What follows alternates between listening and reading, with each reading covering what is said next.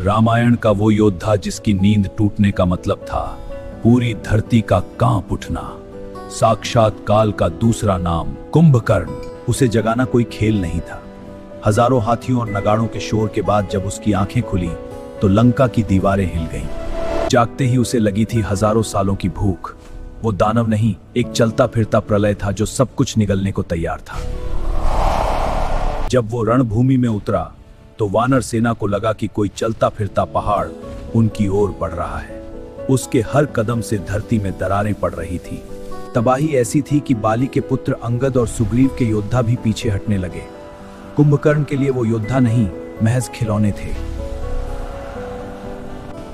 हनुमान ने अपना विशाल रूप धरा और प्रहार किया, लेकिन कुंभकर्ण चट्टान की तरह खड़ा रहा। उस दानव की शक्ति असीम थी। उसने युद्ध के सारे नियम तोड़ दिए। वो वानरों को कुचल रहा था, उन्हें निगल रहा था। लंका का मैदान लहूलुहान हो चुका था। सुग्रीव ने साहस दिखाया और उस विशाल दानव के कान और नाक काट दिए, पर इस चोट ने कुंभकर्ण को और भी पागल बना दिया। घायल कुंभकर्ण अब साक्षात यमराज बन चुका था। अब उसे रोकना किसी के बस में नहीं था सिवाय एक के। तब मैदान में उतरे मर्यादा पुरुषोत्तम श्री राम। उनके हाथों में कोदंड धनुष था और आंखों में धर्म की विजय का संकल्प। राम के बाण बिजली की रफ्तार से चले।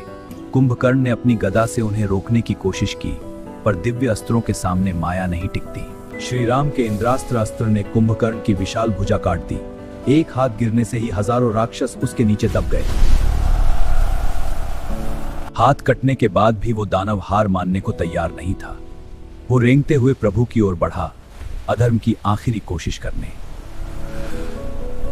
और फिर चला राम का अंतिम बाण। कुंभकर्ण का विशाल मस्तक कटकर समुद्र में जा गिरा और लंका का सबसे बड़ा रक्षक हमेशा के लिए सो गया।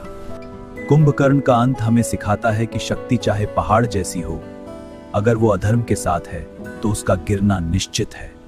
जय श्री राम।